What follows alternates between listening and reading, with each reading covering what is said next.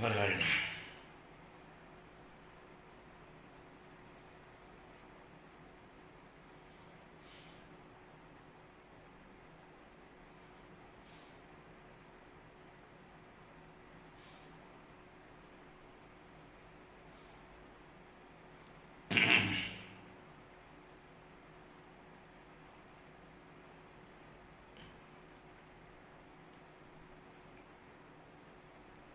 നാരായണ. ഓം. നാരായണം പത്മഭുവം വസിഷ്ഠം ശക്തിം ച തത്പുത്രപരാശരം ച വ്യാസം സുഖം ഗൗഡപദം മഹാന്തം ഗോവിന്ദയോഗീന്ദ്രമദാസ്യ ശിഷ്യം ശ്രീശങ്കരാചാര്യമദാസ്യ പത്മപാദം ച ഹസ്താമലകം ച ശിഷ്യം തം ത്രോടകം വാർത്തികകാരം അന്യാൻ അസ്മദ്ഗുരൂൻ സന്തതമാനതോസ്മി. ബ്രഹ്മാനന്ദം പരമസുഖദം കേവലം ജ്ഞാനമൂർത്തിം ദ്വന്ദ്വാതീതം ഗഗനസദൃശം തത്വമസ്യാദിലക്ഷ്യം ഏകം നിത്യം വിമലമചലം സർവധീ സാക്ഷിഭൂതം ഭാവാതീതം ത്രിഗുണരഹിതം സദ്ഗുരും തം നമാമി. ഭാവാതീതം ത്രിഗുണരഹിതം സദ്ഗുരും തം നമാമി. ഓം. പാർത്ഥായ പ്രതിബോധിതാം ഭഗവതാ നാരായണേന സ്വയം വ്യാസേന ഗ്രഥിതാം പുരാണമുനിനാ മധ്യേ മഹാഭാരതം അദ്വൈതാമൃതവർഷിണീം ഭഗവതീം അഷ്ടാദശാധ്യായിനീം അംബ ത്വാം അനുസന്ദധാമി ഭഗവദ്ഗീതേ ഭവദ്വേഷിണീ. യം ബ്രഹ്മാ വരുണേന്ദ്രരുദ്രമരുതഃ സ്തുന്വന്തി ദിവ്യൈസ്തവൈഃ വേദൈഃ സാംഗപദക്രമോപനിഷദൈഃ ഗായന്തി യം സാമഗാഃ. ധ്യാനാവസ്ഥിതതദ്ഗതേന മനസാ പശ്യന്തി യം യോഗിനോ യസ്യാന്തം ന വിദുഃ സുരാസുരഗണാഃ. ദേവായ തസ്മൈ നമഃ. യസ്യാന്തം ന വിദുഃ സുരാസുരഗണാഃ. ദേവായ തസ്മൈ നമഃ. ഓം നമോ ഭഗവതേ വാസുദേവായ. ഓം ശ്രീകൃഷ്ണ പരമാത്മനേ നമഃ. ഓം നമഃ പരമർഷിഭ്യോ നമഃ പരമർഷിഭ്യഃ. ഓം. നാരായണം നമസ്കൃത്യ നരം ചൈവ നരോത്തമം ദേവീം സരസ്വതീം വ്യാസം തതോ ജയമുദീരയേത്. ഓം. നാരായണ. നാരായണ. ഹരി ഓം. എല്ലാവർക്കും നമസ്കാരം. എല്ലാവർക്കും ശുഭസായാഹ്നം, സുസ്വാഗതം. നാരായണ. ഹരി ഓം.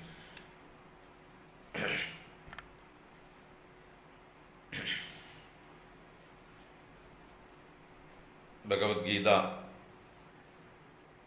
12ാം എപ്പിസോഡിലേക്ക് ഏവർക്കും സ്വാഗതം. അതിൽ മഹാഭാരതം അവലോകനം 8ാമത്തെ എപ്പിസോഡാണ്.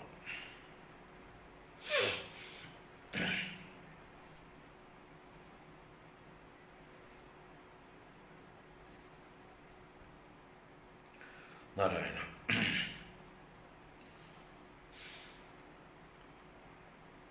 കഴിഞ്ഞ എപ്പിസോഡിൽ രാജസൂയ യാഗത്തിൻ്റെ പ്രാരംഭ ഭാഗമാണ് നമ്മൾ കണ്ടത്.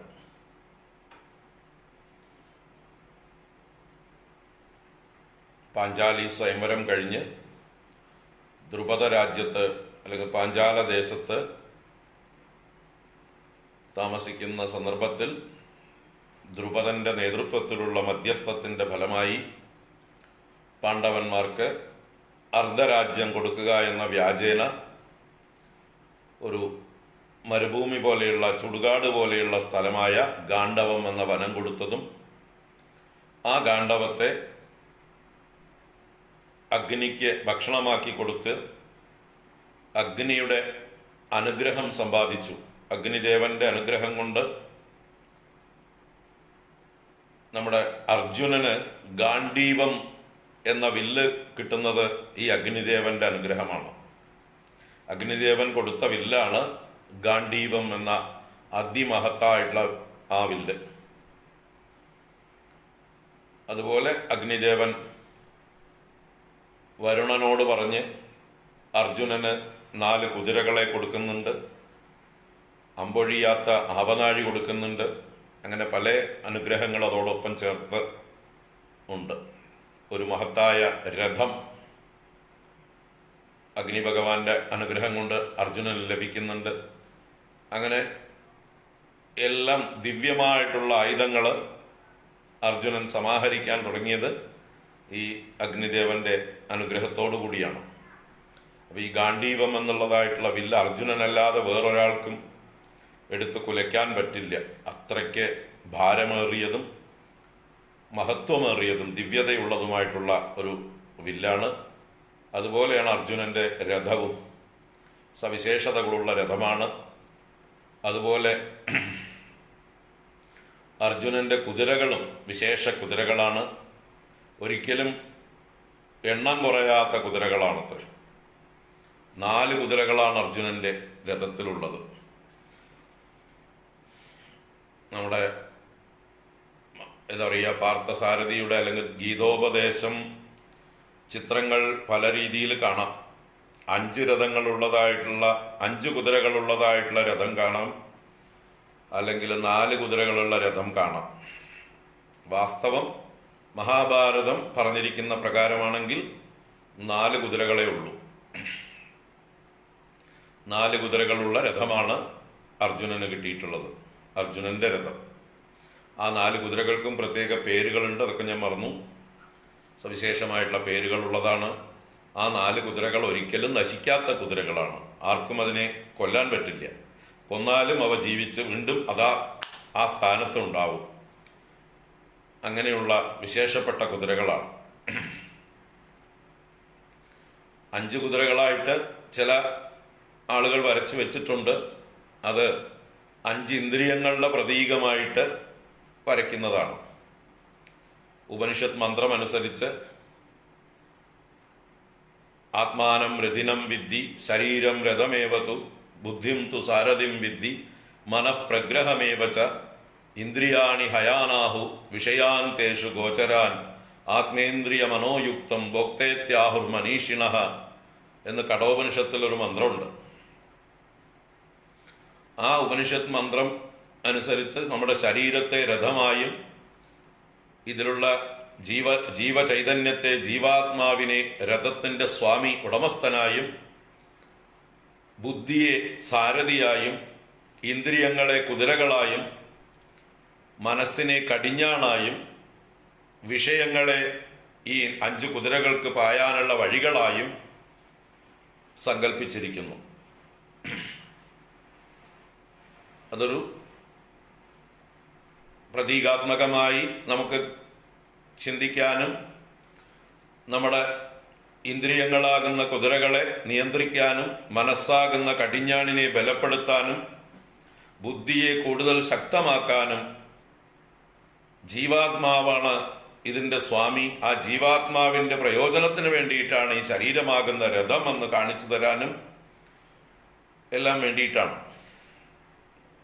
അപ്പോൾ അതിനെ ഇവിടേക്ക് അന്വയിച്ച് ഈ മഹാഭാരത യുദ്ധത്തിലെ അർജുനൻ ഇരിക്കുന്ന രഥത്തിലേക്ക് അന്വയിച്ച് ആ രഥം ശരീരമായും അർജുനനെ ജീവാത്മാവായും സങ്കല്പിച്ചുകൊണ്ട് കൃഷ്ണനെ ബുദ്ധിയായി സങ്കല്പിച്ച് കുതിരകൾ 5 കുതിരകളെ സങ്കല്പിച്ചുകൊണ്ട് പല ആചാര്യന്മാരും വ്യാഖ്യാനിക്കും. ദോഷമില്ല, അതുകൊണ്ട് നല്ലത് തന്നെ.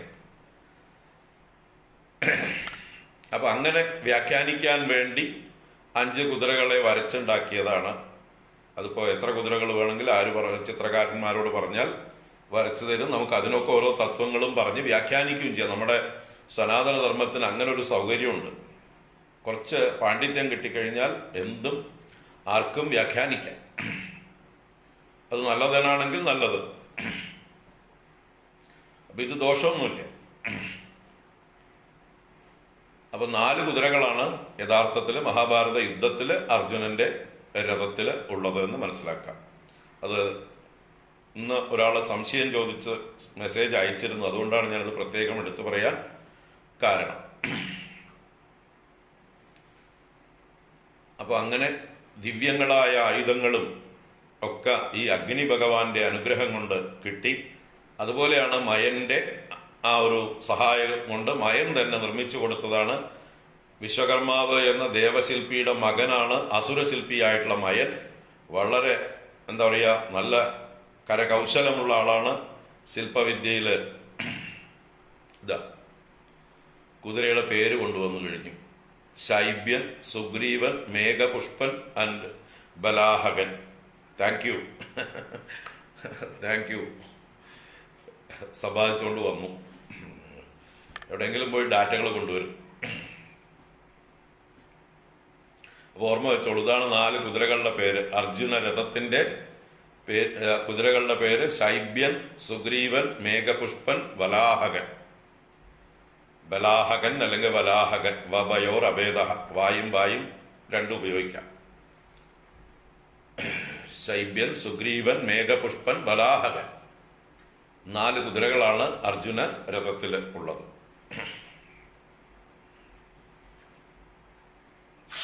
നാരായണൻ. അപ്പോൾ മയന്റെ സഹായത്തോടെ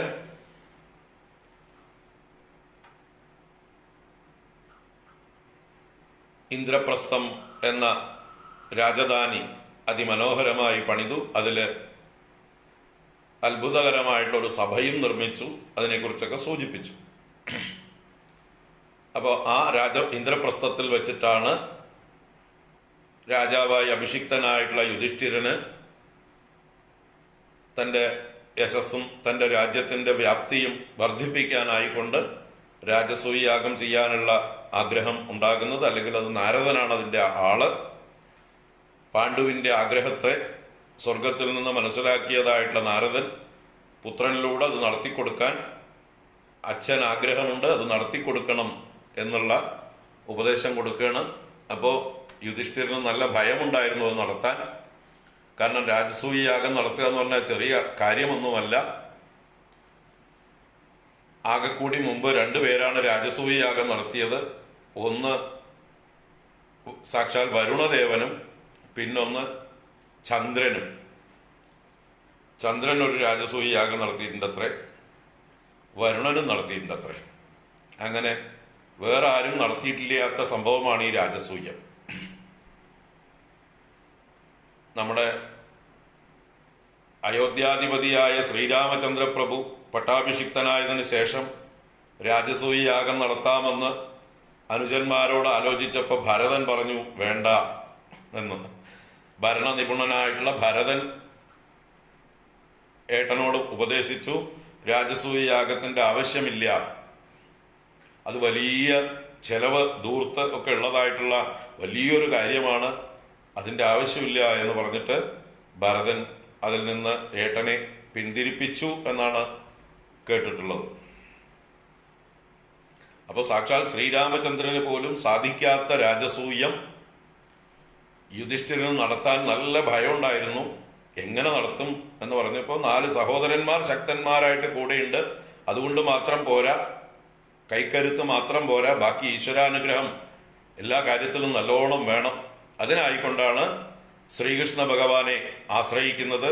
ആ ജോലി ശ്രീകൃഷ്ണ ഭഗവാനെ കൊണ്ട് അത് സമ്മതിപ്പിക്കാൻ നാരദനെ തന്നെ ഏൽപ്പിക്കുന്നതാണ് യുധിഷ്ഠിരൻ ചെയ്യുന്നത്. അങ്ങനെയാണ് നാരദൻ തന്നെയാണ് ശ്രീകൃഷ്ണനോട് ദ്വാരകയിൽ വന്ന് യുധിഷ്ഠിരന്റെ ഈ ആഗ്രഹം അവതരിപ്പിക്കുന്നത്. ഭാഗവതത്തിൽ ഈ ഭാഗമൊക്കെ വളരെ മനോഹരമായിട്ട് വിസ്തരിച്ച് പലരും കേട്ടും വായിച്ചിട്ടുണ്ടാവും. കാരണം ഭാഗവതം നമ്മൾ എപ്പോഴും വായിക്കുന്ന ഗ്രന്ഥമാണ്. അപ്പോൾ അതിൽ ജരാസന്ധന്റെ കാരാഗ്രഹത്തിൽ കിടക്കുന്ന ആ രാജാക്കന്മാരുടെ ദൂതനും നാരദനും ഒരേ സമയം ദ്വാരകയിൽ വന്ന് സഹായം അഭ്യർത്ഥിക്കുന്നതും രണ്ടുപേരെയും എങ്ങനെ സഹായിക്കുമെന്ന് കൂടിയാലോചിക്കുന്ന സമയത്ത് ഉദ്ധവൻ എന്ന മന്ത്രി രണ്ടും കൂടി ഒന്നിച്ച് നടത്താമെന്ന് ഉപദേശം കൊടുക്കുകയും അങ്ങനെയാണ് രാജസൂയ യാഗം നടത്തുകയാണെങ്കിൽ അതിൻ്റെ ഭാഗമായിട്ട് ദിഗ്വിജയമായിട്ട് ജരാസന്ധനെ ഭീമനെ കൊണ്ട് കൊല്ലിക്കാം, അങ്ങനെ ഭീമന്റെ ജരാസന്ധ കാരാഗ്രഹത്തിലുള്ള രാജാക്കന്മാരെ മോചിപ്പിക്കാം എന്നുള്ള ആ ഉദ്ധവന്റേതായിട്ടുള്ള ബുദ്ധി ഭഗവാൻ അറിയാതെയല്ല, സർവജ്ഞനായിട്ടുള്ള ഭഗവാൻ ഉദ്ധവന്റെ കഴിവ് പ്രകടിപ്പിക്കാനുള്ള ഒരു അവസരം കൊടുത്തു. അങ്ങനെ ഉദ്ധവന്റെ നിർദ്ദേശപ്രകാരം അല്ലെങ്കിൽ ഉദ്ധവന്റെ ഉപദേശപ്രകാരം ഭഗവാനാണ് വലിയ കുടുംബസമേതം, വലിയൊരു സൈന്യസമേതം രാജധാനി ഇവിടേക്ക് ഇന്ദ്രപ്രസ്ഥത്തിലേക്ക് ചെല്ലുന്നതും അവിടെ താമസിച്ചുകൊണ്ട് എല്ലാ ആലോചനകളും നടത്തി ഒരുക്കങ്ങളൊക്കെ കൂട്ടി 4 പാണ്ഡവന്മാരെ കൊണ്ട് ദിഗ്വിജയം നടത്തിക്കുന്നതും. അതിൽ ജരാസന്ധ വധം വരെയുള്ള കാര്യങ്ങൾ നമ്മൾ കഴിഞ്ഞ ക്ലാസ്സിൽ കണ്ടു. തുടർന്ന് ആ രാജസൂയ യാഗം ഭംഗിയായിട്ട് നടത്തുകയാണ്. ദിവസങ്ങളോളം നീളുന്ന ചടങ്ങുകളുണ്ട് അതിൽ ഇന്ന ദിവസം ഇന്ന ചടങ്ങ് എന്നുണ്ട്. അപ്പോൾ അതൊക്കെ ഭംഗിയായിട്ട് നടക്കുന്നുണ്ട്. അതിലേക്ക് വേണ്ട ധനമെല്ലാം ഇഷ്ടംപോലെ വന്ന് കുമിഞ്ഞു കൂടിക്കൊണ്ടേയിരിക്കുന്നുണ്ട്. എല്ലാ ദ്രവ്യങ്ങളും വേണ്ട രീതിയിൽ സമാഹരിക്കപ്പെട്ടുകൊണ്ടേയിരിക്കുന്നുണ്ട്. അപ്പോൾ കൗരവന്മാരും ഇതിൽ ക്ഷണിക്കപ്പെട്ട അതിഥികളായിട്ട് അല്ലെങ്കിൽ ബന്ധുക്കളായിട്ട് വന്നു ചേർന്നിട്ടുണ്ട്. ഭീഷ്മർ, ദ്രോണർ, വ്യാസൻ മുതലായ മുനിമാര്, ദൗമ്യൻ മുതലായ ബ്രാഹ്മണര്, അതുപോലെ മറ്റ് വിശ്വാമിത്രാദി മഹർഷിമാര്, അങ്ങനെ ശ്രേഷ്ഠരായ ഋഷീശ്വരന്മാർ, ക്ഷത്രിയന്മാർ, ബ്രാഹ്മണർ, വൈശ്യർ, ശൂദ്രർ എന്ന് പറഞ്ഞ പോലെ എല്ലാ വിഭാഗത്തിലും പെട്ടതായിട്ടുള്ള ആളുകളെയൊക്കെ ക്ഷണിച്ചിട്ടുണ്ട്. അങ്ങനെ കൗരവന്മാരും 100 പേരും വന്നു ചേർന്നിട്ടുണ്ട്. അപ്പോൾ ഈ പരിപാടി നടത്തിപ്പിനായിക്കൊണ്ടുള്ള ആ എന്താ പറയുക, ആളുകളെ കമ്മിറ്റി എന്നൊക്കെ പറയില്ലേ നമ്മൾ, അതുപോലെയുള്ളതായിട്ടുള്ള സമിതി കൂടിയതായിട്ടുള്ള സമയത്ത് ഓർഗനൈസിങ് കമ്മിറ്റി, അതിൽ ഓരോരുത്തർ ഇന്ന കമ്മിറ്റി ചെയർമാൻ എന്നൊക്കെ പറഞ്ഞ് ഓരോരുത്തർക്ക് ഉത്തരവാദിത്വം കൊടുക്കൂലോ, അതുപോലെ പാണ്ഡവന്മാർക്കും കൗരവന്മാർക്കും അവരുടെ സഹായികളായിട്ടുള്ള ആളുകൾക്കൊക്കെ ഓരോരോ ചുമതലകൾ അത് ഏൽപ്പിച്ചു കൊടുക്കാൻ ആ കമ്മിറ്റിയിൽ ശ്രീകൃഷ്ണനാണ്, ഭഗവാനെയാണ് യുധിഷ്ഠിരൻ എല്ലാ ഉത്തരവാദിത്വവും ഏൽപ്പിച്ച് ആർക്കാണ് ഏത് രംഗത്താണ് പ്രാഗൽഭ്യം അതാത് രംഗത്ത് അവരവരെ നിയോഗിക്കുക എന്നുള്ളത് ശ്രീകൃഷ്ണനെ കൊണ്ട് തന്നെ യുധിഷ്ഠിരൻ പറഞ്ഞ് ചെയ്യിപ്പിക്കുന്നു. അങ്ങനെ പാണ്ഡവന്മാരിൽ ഓരോരുത്തർക്കും ഓരോ ഉത്തരവാദിത്വം. അപ്പൊ ഭീമസേനൻ വരുന്നവർക്കൊക്കെയുള്ള ഭോജനം കൊടുക്കാൻ, അന്നം കൊടുക്കാനുള്ളതായിട്ടുള്ള ഭോജനശാലയുടെ അധിപനായിട്ട് അദ്ദേഹത്തെ നിയോഗിച്ചു. വരുന്ന ഗുരുക്കന്മാരെ, വൃദ്ധന്മാരെ മുഴുവൻ പൂജിക്കാൻ, അവരെ സേവിക്കാൻ, അവരുടെ സുഖസൗകര്യങ്ങൾ ഉറപ്പാക്കാൻ, അവരെ തൃപ്തിപ്പെടുത്താൻ അർജുനനെയാണ് ഏൽപ്പിച്ചത്. കാരണം ഗുരു ശുശ്രൂഷയിൽ അർജുനനെ കഴിച്ചിട്ടേ ആരുള്ളൂ. ഏറ്റവും ഉത്തമനായിട്ടുള്ള ഒരു വിനയം ഉള്ള, എന്താ പറയുക, വിനീതനായിട്ടുള്ള ഒരു ശിഷ്യനായിട്ട് എല്ലാ ഗുരുക്കന്മാരുടെ മുമ്പിലും എല്ലാ വൃദ്ധന്മാരുടെ മുമ്പിലും നല്ല അടക്ക ഒതുക്കത്തോടെ അനുസരണയോടെ വൃദ്ധന്മാർക്ക് വേണ്ടതൊക്കെ ചെയ്തു കൊടുക്കാനുള്ള ഒരു സന്നദ്ധതയുള്ള ആളാണ് അർജുനൻ. അപ്പൊ അർജുനന് ആ ഡ്യൂട്ടി കൊടുത്തു. അതുപോലെ നകുലനും സഹദേവനും ഒക്കെ ഓരോ വിഭാഗങ്ങളിൽ ജോലി കൊടുത്തു. അതുപോലെ കൗരവന്മാരും ഇവരെ സഹായിക്കാൻ വന്ന പോലെ വന്നവരാണ്, ബന്ധുക്കളെ, സഹോദരന്മാര്. അപ്പൊ അതിലും ദുര്യോധനന് കലവറയുടെ ഉത്തരവാദിത്വം, കർണനും അവരുടെ കൂട്ടത്തിൽ വന്നിട്ടുണ്ട്. അപ്പൊ കർണന് വരുന്നവർക്കൊക്കെ ഉത്തരവാദിത്വം, കാരണം വലിയ കൈകളാണ്, ദാനശീലനാണ്. അപ്പോൾ അദ്ദേഹം വാരിക്കോരി കൊടുക്കും. അപ്പോൾ വന്നവർക്കൊക്കെ സന്തോഷമാവും. അപ്പോൾ അതൊക്കെ ഭഗവാൻ കണക്ക് കൂട്ടിയിട്ടാണ് ഓരോരുത്തർക്കും പറ്റുന്നതായിട്ടുള്ള ചുമതലകൾ ഏൽപ്പിച്ചു കൊടുത്തത്. അങ്ങനെ രാജസൂയം ഭംഗിയായിട്ട് നടന്നു. അതിൽ 13-ാമത്തെ ദിവസം ഒരു പ്രത്യേക ചടങ്ങുണ്ട്. അഗ്രാസനത്തിൽ ഇരുത്തി പൂജിക്കുക. ലോകത്തിലേക്ക് വെച്ച് ശ്രേഷ്ഠനായിരിക്കുന്ന ഒരാളെ, ഈ വന്നിരിക്കുന്ന ആളുകളിൽ വെച്ച് സഭയിൽ ഏറ്റവും ശ്രേഷ്ഠനായിട്ട് ഒരാളെ തെരഞ്ഞെടുത്ത് അദ്ദേഹത്തെ ഏറ്റവും ശ്രേഷ്ഠമായ ആസനത്തിൽ ഇരുത്തി, അതാണ് അഗ്രാസനം എന്ന് പറയുന്ന അഗ്രമായ ആസനം, ശ്രേഷ്ഠമായ ആസനത്തിലിരുത്തി അദ്ദേഹത്തിന്റെ പാദം കഴുകി അദ്ദേഹത്തിന് എല്ലാ സമ്മാനങ്ങളും കൊടുത്ത് പൂജിക്കുക. അതിനുള്ള ആളെ തിരഞ്ഞെടുക്കേണ്ടതായിട്ടുള്ള ആ ഒരു സഭ കൂടിയിരിക്കുകയാണ്, ആരെയാണ് പൂജിക്കേണ്ടത് എന്ന്. അപ്പോൾ ഓരോരുത്തരും ഓരോരോ അഭിപ്രായങ്ങൾ പറഞ്ഞ് ഒരു അഭിപ്രായ ഐക്യത്തിൽ എത്താതിരിക്കുന്നതായിട്ടുള്ള സമയത്ത് ഓരോരുത്തരെ കുറിച്ചും ഓരോരുത്തർ അഭിപ്രായം പറയുമ്പോൾ എന്തെങ്കിലുമൊക്കെ കുറവുകൾ അവർക്ക് കാണും. അങ്ങനെ ഒരു കുറവുമില്ലാത്ത എല്ലാവർക്കും സമ്മതനായിട്ടുള്ള ഒരാളെ പറയാൻ ആരും മുന്നോട്ട് വന്നില്ല. അപ്പോഴാണ് ആ ചർച്ചയിൽ നമ്മുടെ സഹദേവൻ, പാണ്ഡവന്മാരിൽ ഏറ്റവും ഇളയവനായിട്ടുള്ള സഹദേവൻ, അദ്ദേഹം മഹാബുദ്ധിമാനാണ്, ആ സഹദേവനാണ് എഴുന്നേറ്റതെന്ന് പറയുന്നത്, എന്തിനാ നമ്മൾ ഇത്രയൊക്കെ അന്വേഷിക്കുന്നത്, എന്തിനാ ഇത്രയും ചർച്ച ചെയ്യേണ്ട ഒരു കാര്യം, എല്ലാം തികഞ്ഞ ആളായിട്ട് വാസുദേവ കൃഷ്ണനില്ലേ നമ്മുടെ ഇടയിൽ, നമ്മുടെ കൂട്ടത്തില്, അദ്ദേഹത്തെ പോലെ അർഹനായിട്ടുള്ള ഒരാൾ വേറെ ആരാണ് പൂജിക്കാൻ എന്നുള്ള അഭിപ്രായം സഹദേവൻ എടുത്തു പറഞ്ഞതും എല്ലാവർക്കും അത് സമ്മതമായി. എല്ലാവരും ആ അഭിപ്രായത്തെ സാധു സാധു സാധു എന്ന് ഭീഷ്മരും ദ്രോണരും വ്യാസനും എന്ന് പറഞ്ഞ പോലെ അവിടെ കൂടിയിരിക്കുന്ന ആളുകളൊക്കെ അത് സാധുവാണ്, അത് തന്നെയാണ് ഉത്തമം ഉത്തമം ഉത്തമം എന്ന് പാണ്ഡവന്മാരും എല്ലാവരും സമ്മതിച്ചു. ആർക്കും അഭിപ്രായ വ്യത്യാസമില്ല. കാരണം എന്താ വെച്ചാൽ ഭഗവാൻ എല്ലാവരോടും ആ രീതിയിലാണ് പെരുമാറുന്നത്. ഇനി ഭഗവാൻ തന്നെ അദ്ദേഹം തന്നെ ഇതാണ് സ്വീകരിച്ചത്. ഈ ഒരു നടത്തിപ്പില്, രാജസൂയ യാഗം നടത്തിപ്പില് വരുന്ന അതിഥികളുടെ മുഴുവൻ കാല് കഴുകുന്ന ഡ്യൂട്ടി ഭഗവാൻ സ്വയം ഏറ്റെടുത്തിരുന്നു, വേറെ ആർക്കും കൊടുക്കാതെ.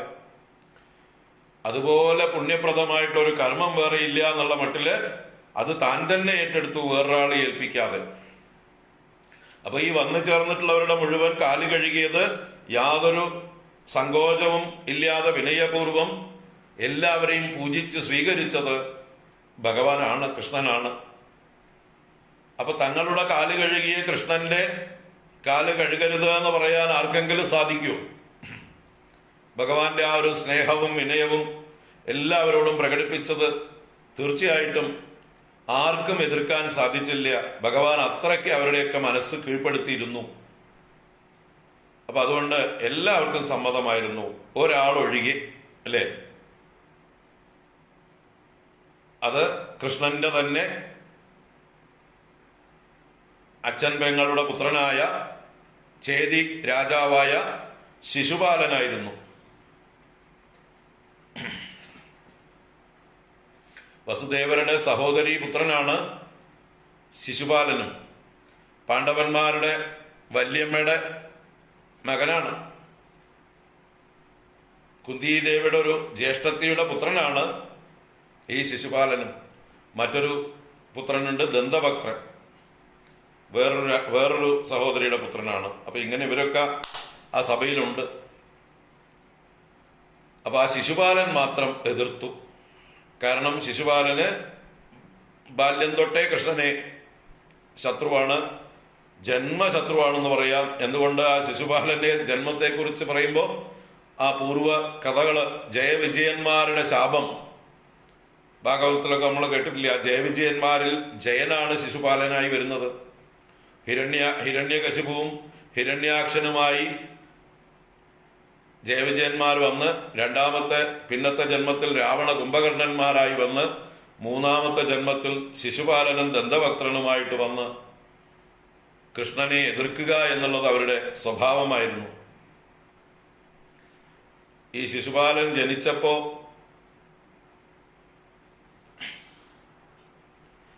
അദ്ദേഹത്തിന് 3 കണ്ണും 4 കൈകളും എന്തൊക്കെ ഉണ്ടായിരുന്നു. ഒരു വികൃത ഭാവത്തിലുള്ള ഒരു ശിശുവായിട്ടാണ് ജനിച്ചു വന്നത്. അപ്പോൾ ഒരു അശരീരി ഉണ്ടായി. ഈ കുട്ടിയുടെ ശത്രുവിനെ ദർശിച്ചാൽ ഈ കുട്ടിയുടെ ഈ വൈകല്യം മാറിപ്പോകും. 3 കണ്ണ് മാറി 2 കണ്ണും 4 കൈകൾ പോയി 2 കൈകളും ആവും എന്നുള്ളൊരു അശരീര്യമുണ്ടായി ഈ കുട്ടി ജനിച്ചപ്പോൾ എന്ന് പറയുന്നുണ്ട്. അപ്പോൾ അത് പ്രകാരം ശിശുപാലന്റെ അമ്മ അന്നത്തെ എന്താ പറയുക, പ്രഗത്ഭരായ ശക്തന്മാരായിട്ടുള്ള ആളുകളെയൊക്കെ അതിഥികളെ പോലെ വിളിച്ചു വരുത്തി ഈ ശിശുപാലനെ മടിയിലിരുത്തി കൊടുത്തു നോക്കും.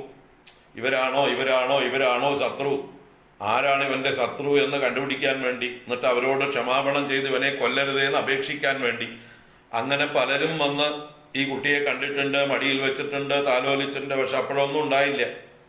അപ്പോഴാണ് ആ അമ്മയുടെ തന്നെ സഹോദരനായ വസുദേവരുടെ പുത്രനായ കൃഷ്ണൻ തൻ്റെ അച്ഛൻ പെങ്ങളുടെ മകനെ ബാല്യത്തിൽ കാണാൻ ചെന്നതായിട്ടുള്ള സമയത്ത് കൃഷ്ണനെ കണ്ട മാത്രയിൽ ഈ കുട്ടിയുടെ കണ്ണില് 3ാമത്തെ കണ്ണ് പോയി നോർമലായി, 4 കൈകൾ 2 കൈകളായി എന്നും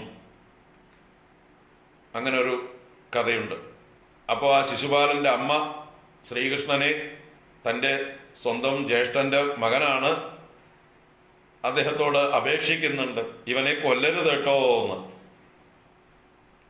ഇവനെ നീ എന്ത് വന്നാലും കൊല്ലരുത് എന്ന് പറയുന്നുണ്ട്. അപ്പൊ കൃഷ്ണൻ അറിയാത്ത പോലെ ഞാൻ എന്തിനാ അമ്മയെ കൊല്ലണത് എന്ന് ചോദിച്ചപ്പോ, അല്ല നീ എന്ത് ചെയ്താലും കൊല്ലരുത് ഇവനെ എന്ന് പറഞ്ഞ് ഒരു സമ്മതം മേടിച്ചു വെച്ചിട്ടുണ്ട്. അപ്പൊ കൃഷ്ണൻ വാക്ക് കൊടുത്തിട്ടുണ്ട്, ഇവൻ എന്നെ 100 ഉപദ്രവിച്ചാലും ഞാൻ ഇവനെ കൊല്ലില്ല എന്നുള്ള മറ്റുള്ളൊരു വാഗ്ദാനം കൊടുത്തിട്ടുണ്ട്. 100 വരെ കണക്ക് കൊടുത്തിട്ടുള്ളൂ. അത് കഴിഞ്ഞ 101ാമത്തത് തൻ്റെ കയ്യിലാണ്, തൻ്റെ സ്വാതന്ത്ര്യമാണ് എന്നുള്ള മട്ടിൽ അങ്ങനെ ഒരു വാഗ്ദാനം കൂടി കൊടുത്തു വെച്ചിട്ടുണ്ട് എന്ന് പറയുന്നു. അപ്പൊ അങ്ങനെയുള്ള ആ ജന്മശത്രുത ഉള്ള അസുര ജന്മമാണ് ശിശുപാലൻ. അപ്പൊ ആ ശിശുപാലൻ മാത്രം കൃഷ്ണനെ എതിർത്തുകൊണ്ട് സഭയിൽ എഴുന്നേറ്റ് നിന്ന് ബഹളം വെച്ചു. അപ്പൊ അതിന്റെ ഇടയിൽ ഇവിടെ പൂജ നടക്കുന്നുണ്ട്. ആ പൂജ നടക്കുന്നതായിട്ടുള്ള സമയത്താണ് ഇദ്ദേഹം എഴുന്നേൽക്കുന്നത്. അതുവരെ ഒന്നും മിണ്ടിയിരുന്നില്ല. അപ്പോ അഗ്രാസനത്തിലിരുത്തി ശ്രീകൃഷ്ണ ഭഗവാന്റെ പാദം യുധിഷ്ഠിരനും പാഞ്ചാലിയും കൂടി, യജമാനനും ആ യജ്ഞത്തിലെ യജമാനൻ യുധിഷ്ഠിരനാണ്, യജമാന പത്നിയായിട്ട് പാഞ്ചാലിയാണ്. അവർ 2 പേരും കൂടി ഇദ്ദേഹത്തിന്റെ പാദം കഴുകി ശുശ്രൂഷകൾ ചെയ്ത് പൂജാദികളൊക്കെ ചെയ്ത് വസ്ത്രാദി ആഭരണങ്ങള് വസ്ത്രങ്ങള് മുതലായതൊക്കെ സമ്മാനിച്ച് ദാനം ചെയ്ത് ആ തീർത്ഥം, പാദതീർത്ഥം തൻ്റെ ശിരസിലും തൻ്റെ അനുജന്മാരുടെ ശിരസിലും ധരിച്ചു. സദസ്സിലുള്ളത് എല്ലാവരും ഞങ്ങളുടെ ശിരസിൽ തളിക്കൂ എന്ന് ആവശ്യപ്പെട്ടുകൊണ്ട് എല്ലാവരുടെ ശിരസിലും ആ പാദതീർത്ഥം തളിച്ച് എല്ലാവരും പവിത്രമായിരിക്കുന്ന ആ സന്ദർഭത്തിലാണ് ഈ ശിശുപാലൻ ചാടി എഴുന്നേറ്റ്, ഇതൊരു സഭയാണോ, ഇവിടെ പണ്ഡിതന്മാരാരുമില്ലേ, ഇവർക്കൊന്നും വിവരമില്ലാതായി പോയോ, ഈ ചെറിയ ചെക്കൻ പറയുന്നത് കേട്ടിട്ടാണോ നിങ്ങൾ കാര്യങ്ങൾ തീരുമാനിക്കുന്നത് എന്ന് സഹദേവനെ നിന്ദിച്ചുകൊണ്ട് ഈ വിവരമില്ലാത്ത കുട്ടികൾ പറയുന്നതാണോ സ്വീകരിക്കുക? ഈ സഭയിൽ എത്ര ശ്രേഷ്ഠന്മാരായിട്ടുള്ള ആളുകളുണ്ട്. ഇവിടെ ഭീഷ്മരില്ലേ, ദ്രോണരില്ലേ, വ്യാസനില്ലേ, അതുപോലെ ഋഷീശ്വരന്മാർ പലരും വന്നിട്ടില്ലേ, ദേവന്മാരെല്ലാവരും വന്നിട്ടില്ലേ? അങ്ങനെയൊക്കെ ഉള്ളതായിട്ട് എല്ലാവരും പ്രത്യക്ഷമായിരിക്കുന്ന ഈ സദസ്സില് ഈ ഗോപാലൻ, ഈ എന്താ പറയുക, വെണ്ണയും പാലും കട്ടുകൊണ്ട് നടന്നവനും സ്ത്രീകളുടെ വസ്ത്രം കട്ടുകൊണ്ട് നടന്നവനുമായിട്ടുള്ള ഈ ക്ഷത്രിയ അധികാരമില്ലാത്ത ഈ നീചനെ കിട്ടിയുള്ളൂ നിങ്ങൾക്ക് പൂജിക്കാൻ എന്നുള്ള രീതിയിൽ ഭഗവാനെ കുറിച്ചൊരു സഹസ്രനാമം എന്ന് പറഞ്ഞ പോലെ കുറെ നിന്ദാവചനങ്ങൾ സദസ്സിൽ അദ്ദേഹം എല്ലാവരും കേൾക്കെ ധൈര്യസമേതം സഭാ മധ്യത്തിൽ നിന്നുകൊണ്ട് വിളിച്ചു പറഞ്ഞു. ആള് നല്ല ശക്തനാണ്, ധീരനാണ്. അപ്പൊ ഭഗവാനോട് ശത്രുത വർദ്ധിക്കാനുള്ള മറ്റൊരു കാരണം, രുക്മിണിയെ, ശിശുപാലന് നിശ്ചയിച്ചിരുന്ന രുക്മിണിയെ ഭഗവാൻ രുക്മിണിയുടെ ആഗ്രഹപ്രകാരം തട്ടിക്കൊണ്ടുപോയതും എല്ലാവർക്കും അറിയാം. അന്ന് ഭഗവാനോട് യുദ്ധം ചെയ്ത് തോറ്റ ആളാണ്. അപ്പം അങ്ങനെയുള്ള ആ പ്രതികാരത്തോടുകൂടി വിളിച്ചു പറയുകയാണ്. ആ സമയത്ത് പാണ്ഡവന്മാർക്കൊക്കെ ദേഷ്യം വന്നു. അതുപോലെ ദ്രുപദൻ മുതലായിട്ടുള്ള പാണ്ഡവ ബന്ധുക്കൾക്കൊക്കെ ദേഷ്യം വന്നു. അവരൊക്കെ ആയുധങ്ങളായിട്ട് ശിശുപാലനെ എതിർക്കാനായിട്ട് ഒരുമ്പെട്ടു. ഭീമസേനൻ ആയുധവുമായിട്ട് ശിശുപാലനെ പ്രഹരിക്കാനായി കൊണ്ട് ചാടി എഴുന്നേറ്റു. ആ സമയത്ത് ഭഗവാൻ തന്നെ എല്ലാവരെയും ശാന്തരാക്കി. എല്ലാവരും അടങ്ങും, അദ്ദേഹം പറയാനുള്ളത് മുഴുവൻ പറഞ്ഞു കഴിയട്ടെ എന്ന് പറഞ്ഞ് ശിശുപാലന് പറയാനുള്ളതൊക്കെ പറയാൻ അനുവദിച്ച്, അമ്മയ്ക്ക് കൊടുത്തിരുന്നല്ലോ, ശിശുപാലന്റെ അമ്മയ്ക്ക് കൊടുത്ത വാക്ക് ഭഗവാൻ പാലിച്ചുകൊണ്ട് അദ്ദേഹത്തിന് പറയാനുള്ളത് മുഴുവൻ ശകാര വർഷം മുഴുവൻ കഴിഞ്ഞപ്പോൾ അത് 100-ലധികമായി എന്ന് പറഞ്ഞപ്പോൾ ഭഗവാൻ തൻ്റെ ചക്രം സ്മരിച്ചു. ആ ചക്രം ശിശുപാലന്റെ ശിരസ് ഛേദിച്ചു. ആ സഭയിൽ വെച്ച് ശിശുപാല ശിരച്ഛേദം ഭഗവാൻ നടത്തി. ആ സമയത്ത് ശിശുപാലന്റെ ശരീരത്തിൽ നിന്ന് ഒരു ദിവ്യമായിട്ടുള്ള തേജസ്, ഒരു ജ്യോതി രൂപത്തില് ഭഗവാന്റെ പാദത്തിൽ വന്ന് ലയിച്ചു. ഇതൊരു അത്ഭുതമായിരുന്നു എല്ലാവർക്കും. എല്ലാവരും ഹാ ഹാ ഹാ ഇതെന്തായത് എന്ന് അത്ഭുതവും, അതുപോലെ ശിശുപാല വധത്തിൽ ഇങ്ങനൊരു മംഗളകർമ്മത്തിൽ ഇങ്ങനൊരു വധം വേണ്ടി വന്നതിനെ കുറിച്ചും പല രീതിയിൽ ആളുകൾ പ്രതികരിച്ചു.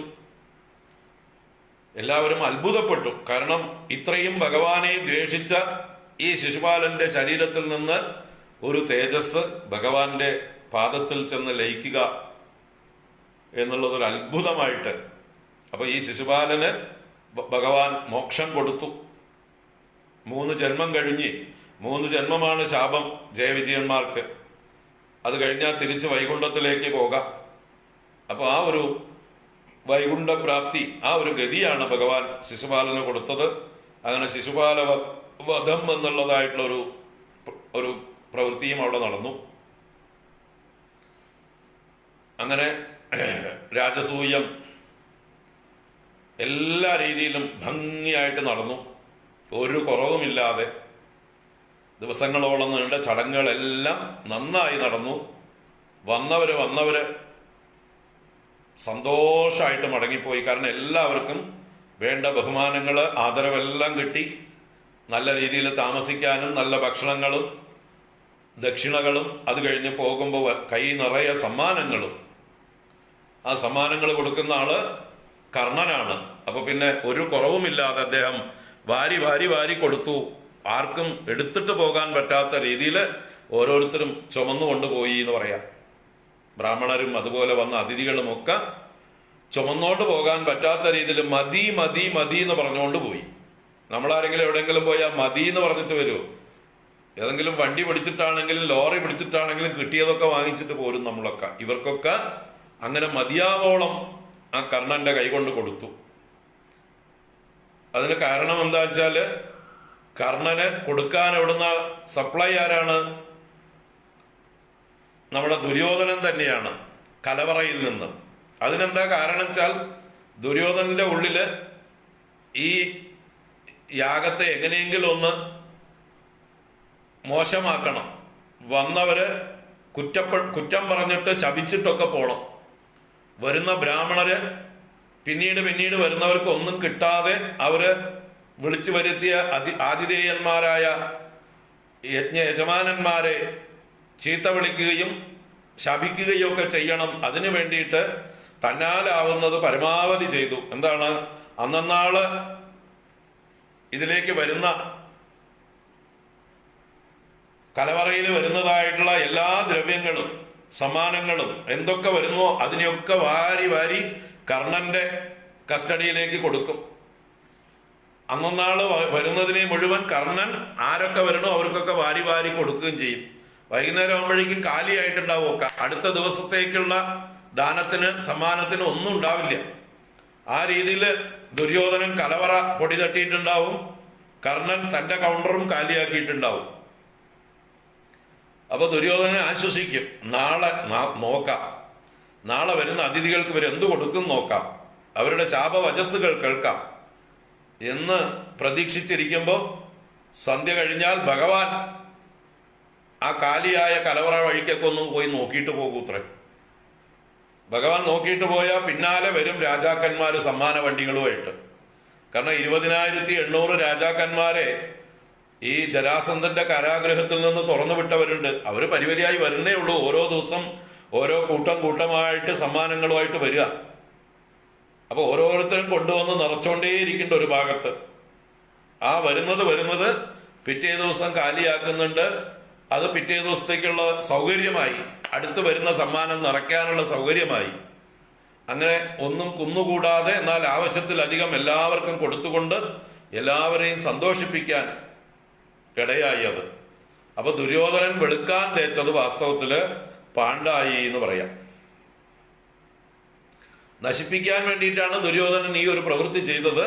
പക്ഷെ അത് വിപരീത ഫലമാണ് ചെയ്തത്. എല്ലാവരും സമ്മാനം മതിയാവോളം കിട്ടിയിട്ട് യുധിഷ്ഠിരനെ പുകഴ്ത്തുക, വാനോളം പുകഴ്ത്തുക. അതോടൊപ്പം ദുര്യോധനോട് പ്രത്യേകമായിട്ട് ചെന്ന് പറയും, ഏട്ടന് തിരക്കായിരിക്കും, ചെന്ന് പറയണം കേട്ടോ, ഞങ്ങൾ അന്വേഷിച്ചിരുന്നു എന്ന്, ഞങ്ങളുടെ അഭിപ്രായം പറയണം കേട്ടോ, ഗംഭീരായി എന്ന് പറയണം കേട്ടോ, ഞങ്ങൾക്കൊക്കെ തൃപ്തിയായി എന്ന് പറയണം കേട്ടോ, എല്ലാം മതിയാവോളം കിട്ടി എന്ന് പറയണം കേട്ടോ, എന്തായാലും നിങ്ങൾ ഏട്ടനഞ്ചന്മാരൊക്കെ കൂടി നന്നായി നടത്തി രാജസൂയം എന്ന് പറഞ്ഞ് എല്ലാവരും ചെന്ന് പ്രശംസിക്കുന്നത് ദുര്യോധനന്റെ അടുത്ത്. ഇത് ഓരോന്ന് കേൾക്കും തോറും ദുര്യോധനന്റെ ഉള്ളില് എന്താ പറയാ, എരുതിയിൽ എണ്ണ ഒഴിക്കും പോലെ, അല്ലെങ്കിൽ മുറിവിൽ മുളക് പുരട്ടും പോലെ എന്നൊക്കെ പറയും പോലെ അദ്ദേഹത്തിന്റെ ഉള്ളിൽ വീണ്ടും വീണ്ടും അസൂയയും മത്സരവും കുനിഷ്ടം കുശുമ്പ് എന്ന് പറഞ്ഞ പോലെ പാണ്ഡവന്മാരോടുള്ള ശത്രുത വർദ്ധിച്ച് വരികയാണ് അസൂയ കൊണ്ട്.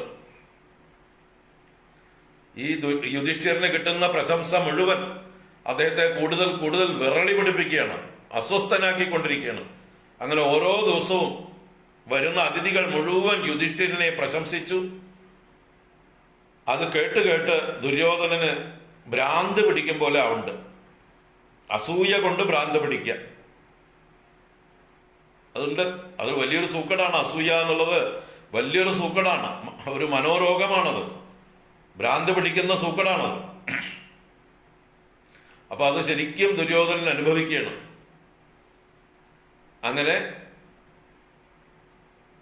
ദിവസങ്ങളോളം നീണ്ടതായിട്ടുള്ള ആ അശ്വമേധയാഗം അതിഗംഭീരമായിട്ട് നടന്നു. ഭഗവാന്റെ അനുഗ്രഹം കൊണ്ടും ഈ പാണ്ഡവന്മാരുടെ നന്മ കൊണ്ടും എല്ലാം കൊണ്ടും ഗുരുകാരണവന്മാരുടെയൊക്കെ അനുഗ്രഹം ഉണ്ടായിരുന്നു. എല്ലാവരും സന്തോഷിച്ചു, എല്ലാവരും അനുഗ്രഹിച്ച് പിന്നീട് ആ യാഗം കഴിഞ്ഞപ്പോൾ എല്ലാവരും മടങ്ങിപ്പോയി. വന്ന അതിഥികളൊക്കെ മടങ്ങിപ്പോയി. പക്ഷെ കൗരവന്മാർ മാത്രം ഇവിടെ കുറച്ച് ദിവസം കൂടി തങ്ങുന്നുണ്ട്. കാരണം സഹോദരന്മാരാണ്. മാത്രമല്ല വന്ന തിരക്കില് ഈ ഇന്ദ്രപ്രസ്ഥം എന്ന രാജധാനിയൊന്നും നന്നായി കണ്ടിരുന്നില്ല. അവര് ആഘോഷ തിരക്കായിരുന്നു. അതുകൊണ്ട് എല്ലാം സമാധാനമായിട്ടൊന്ന് കാണണം, കുറച്ചു ദിവസം ഇവിടെ താമസിക്കണം എന്നൊക്കെയുള്ള രീതിയിൽ കൗരവന്മാർ മാത്രം ശേഷിച്ചു. അങ്ങനെ കൗരവന്മാർ താമസിക്കുന്നതായിട്ടുള്ള സന്ദർഭത്തിലാണ് ജ്യേഷ്ഠനായ ദുര്യോധനന്റെ നേതൃത്വത്തില് ദുശാസനനും മറ്റുള്ള അനുജന്മാരും ഒക്കെ ആയിട്ട് ഈ സഭയിലേക്ക് മയൻ നിർമ്മിച്ചതായിട്ടുള്ള അത്ഭുത സഭ കാണാൻ അവര് പുറപ്പെടുന്നത്.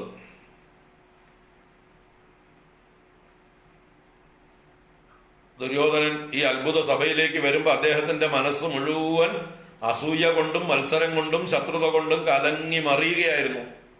അപ്പൊ വിപരീത ബുദ്ധിയായിരുന്നു. അതുകൊണ്ട് അദ്ദേഹത്തിന് ഇവിടെ കാണുന്നതൊക്കെ വിപരീതമായിട്ട് കണ്ടു. അദ്ദേഹം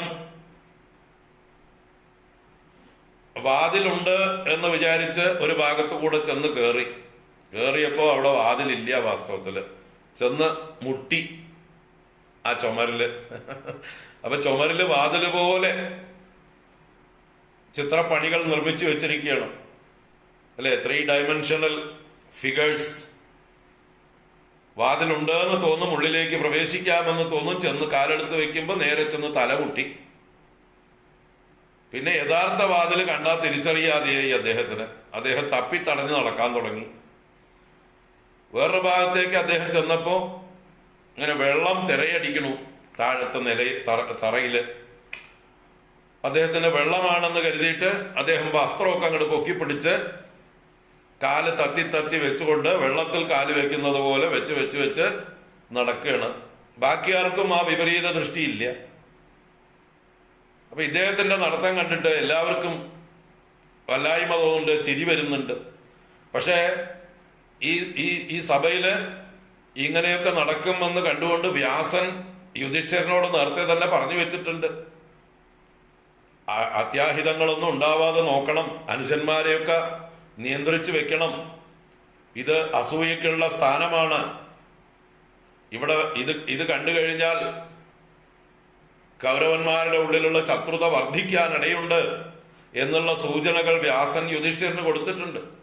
അത് കാരണം യുധിഷ്ഠിരൻ അനുജന്മാരോടൊക്കെ പറഞ്ഞിട്ടുണ്ട്, മിണ്ടരുത്, ഒന്നും കൗരവന്മാരെ വേദനിപ്പിക്കുന്ന രീതിയിൽ, അവരുടെ ഉള്ളിലെ ശത്രുത വളർത്തുന്ന രീതിയിൽ ഒന്നും മിണ്ടിപ്പോകരുത് എന്നൊക്കെ അനുജന്മാരോടൊക്കെ ചട്ടം കെട്ടി വെച്ചിരുന്നു. പക്ഷേ ബാക്കിയുള്ള അനുജന്മാരൊക്കെ അടങ്ങിയിരുന്നു. ഇതൊക്കെ കണ്ടിട്ട് നല്ല ചിരി വരുന്നുണ്ട് എല്ലാവർക്കും. അർജുനനും നകുല സഹദേവന്മാർക്കും പാഞ്ചാലിക്കും ഭീമനും ഒക്കെ ചിരി വന്നു. അതിൽ ഭീമന് മാത്രം ചിരി ഒതുക്കാൻ പറ്റുന്നില്ല. ആള് നിഷ്കളങ്കനാണ്. അപ്പോ അദ്ദേഹം പൊട്ടി പൊട്ടി ചിരിച്ചുപോയി പരിഹസിച്ചുകൊണ്ട്. ജ്യേഷ്ഠൻ രൂക്ഷമായി നോക്കുന്നുണ്ട്. യുധിഷ്ഠിരൻ ഭീമനെ അടങ്ങിയിരിക്കാൻ പറയുന്നുണ്ട്. പക്ഷെ ഭീമന് സഹിക്കുന്നില്ല. ഭീമന്റെ ചിരി പുറത്തേക്ക് വന്നു.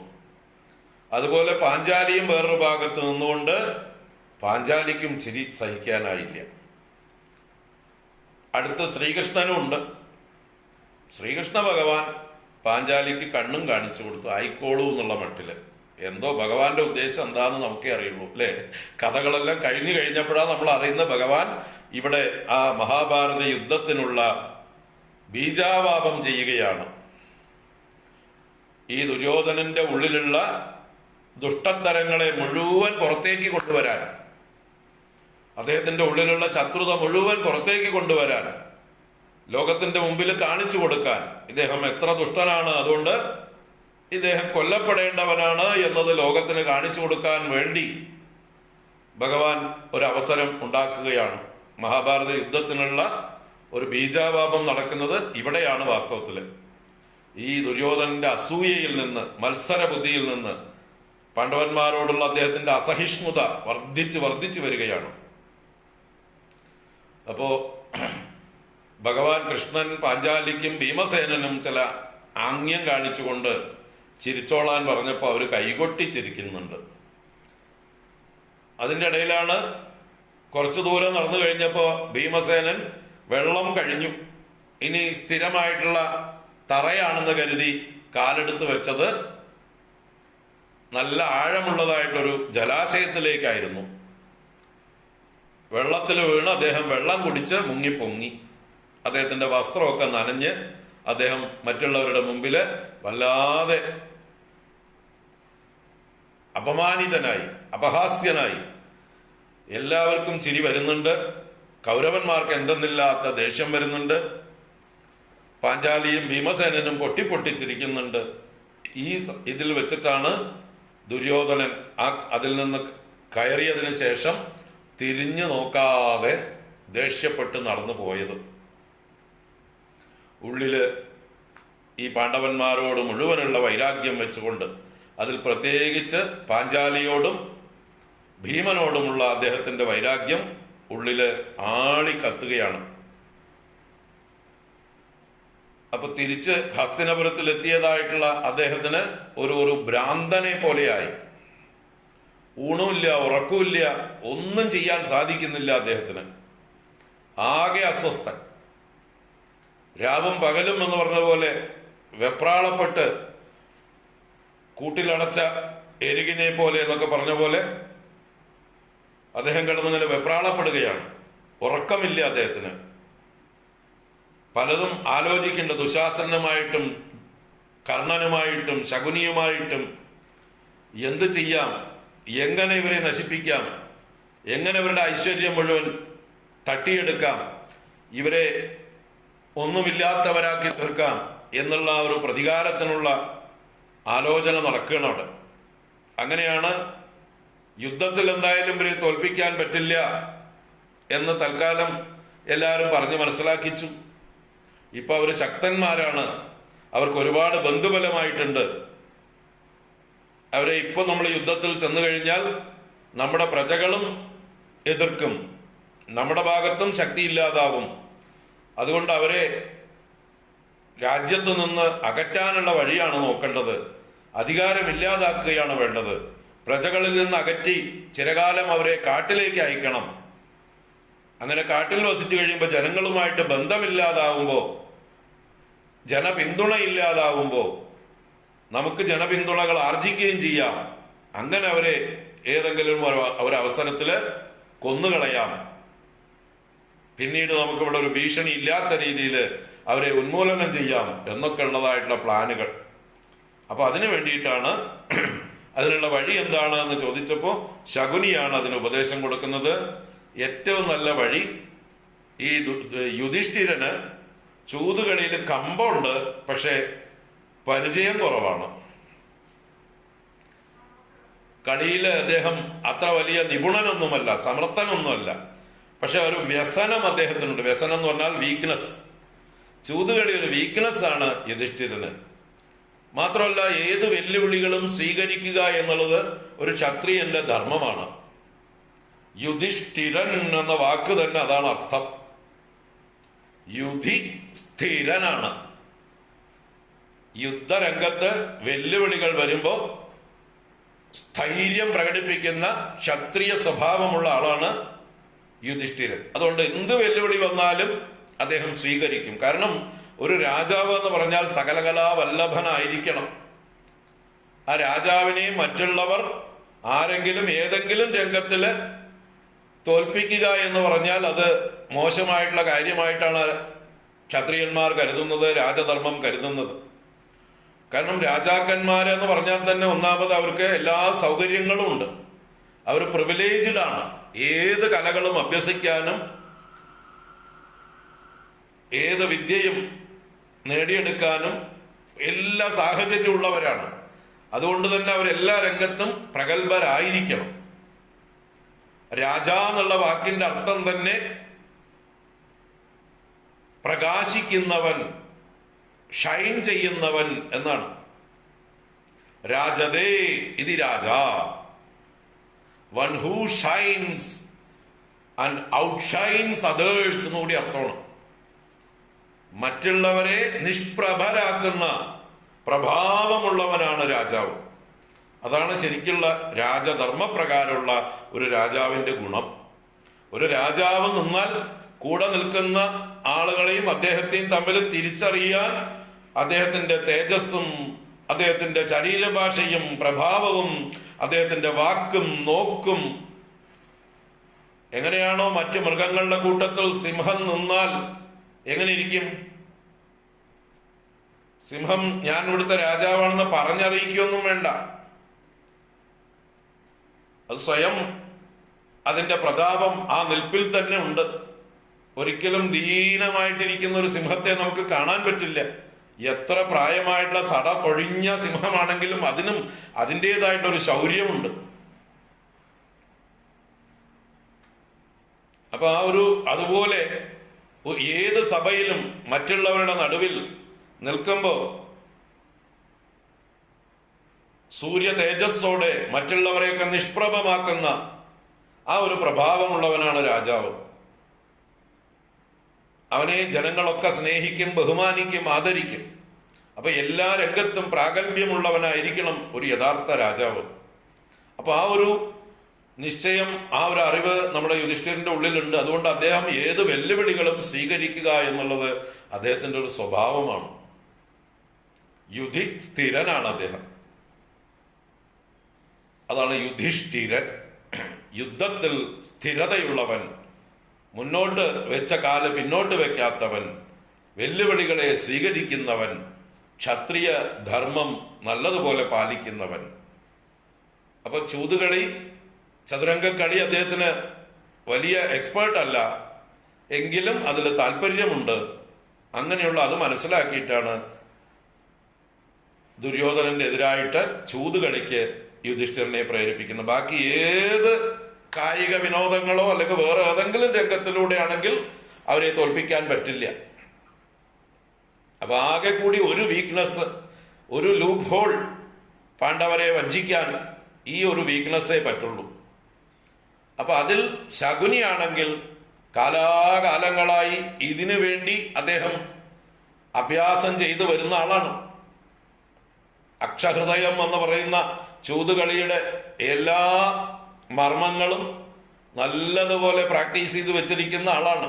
അദ്ദേഹം വിചാരിച്ചാൽ വിചാരിച്ചതുപോലെ ആ കരുക്കളെ നീക്കും, പകിടകളെ നയിക്കും. അദ്ദേഹത്തിന്റെ കൈകളിൽ എപ്പോഴും പകിടയും ഉരുട്ടിക്കൊണ്ട് അദ്ദേഹം നടക്കുക. ബാല്യത്തിൽ തുടങ്ങിയതാണ്. അതിന്റെയൊക്കെ പുറകിൽ എന്തൊക്കെയോ കഥകളുണ്ട്. ആരുടെ, അദ്ദേഹത്തിന്റെ അച്ഛന്റെ തന്നെ തുടയിലെ അസ്ഥി കൊണ്ടുണ്ടാക്കിയതാണ് ഈ പകിടകൾ എന്നൊക്കെ ഉള്ളതായിട്ട് കഥകളുണ്ട്.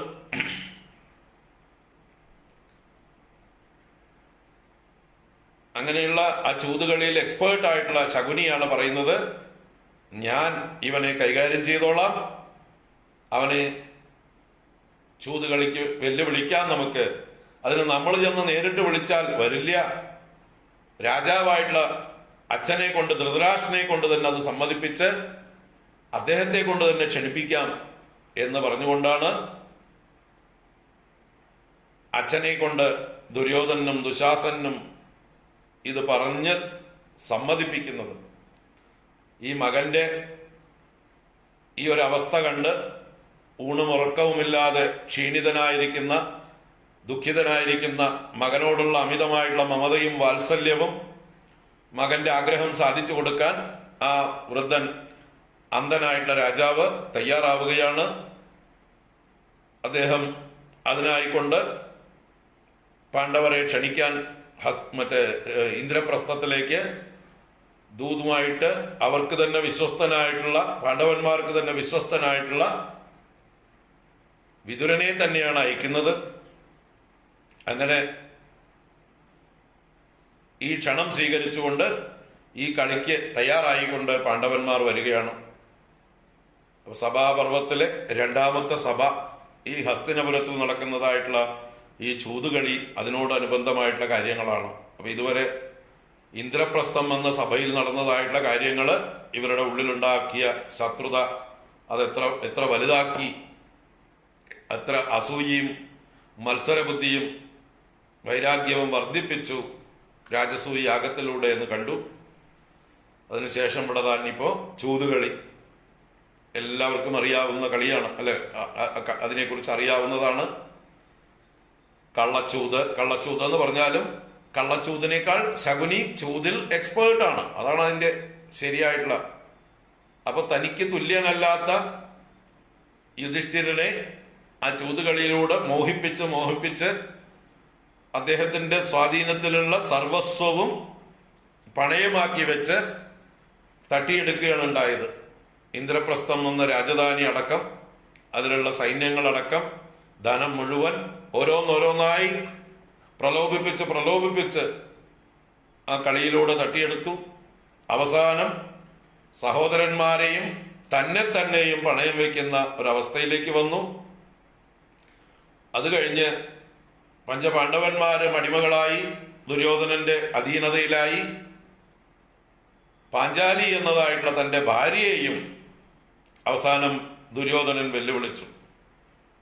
ഇനിയുമുണ്ടല്ലോ അങ്ങയിടയില് പണയത്തിനുള്ള സാധനം, പണയത്തിനുള്ള മുതൽ കയ്യിലുണ്ടല്ലോ.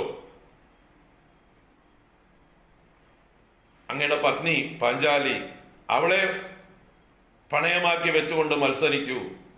അഥവാ അങ്ങ് ജയിക്കുകയാണെങ്കിൽ ഈ നഷ്ടപ്പെട്ടതെല്ലാം വിട്ടുതരാം എന്നുള്ള രീതിയിൽ വാഗ്ദാനം ചെയ്തപ്പോ യുധിഷ്ഠിരൻ ആ വെല്ലുവിളി സ്വീകരിക്കുകയാണ്. അദ്ദേഹത്തിന്റെ ഉള്ളിലുള്ള ആ മോഹം, എങ്ങനെയെങ്കിലും എല്ലാം വീണ്ടെടുക്കാമെന്നുള്ളതായിട്ടുള്ള മോഹവും കൊണ്ട് അദ്ദേഹം പാഞ്ചാലിയെയും പണയം മുതലാക്കി വെച്ചുകൊണ്ട് കളിച്ചു. അതിലും പരാജയപ്പെട്ടു. അങ്ങനെ പാഞ്ചാലി അടക്കം പഞ്ചപാണ്ഡവന്മാരും ദുര്യോധനന്റെ അധീനതയിലായി, അടിമകളായി തീരുകയാണ്. ഈ സന്ദർഭത്തിലാണ് നടക്കാൻ പാടില്ലാത്ത അതിനീചമായിട്ടുള്ള ഒരു കൃത്യം ആ സഭയിൽ വെച്ച് നടക്കുന്നത്. അതാണ് പാഞ്ചാലിയെ സഭയിലേക്ക് വലിച്ചഴച്ചു കൊണ്ടുവരുന്ന രംഗം.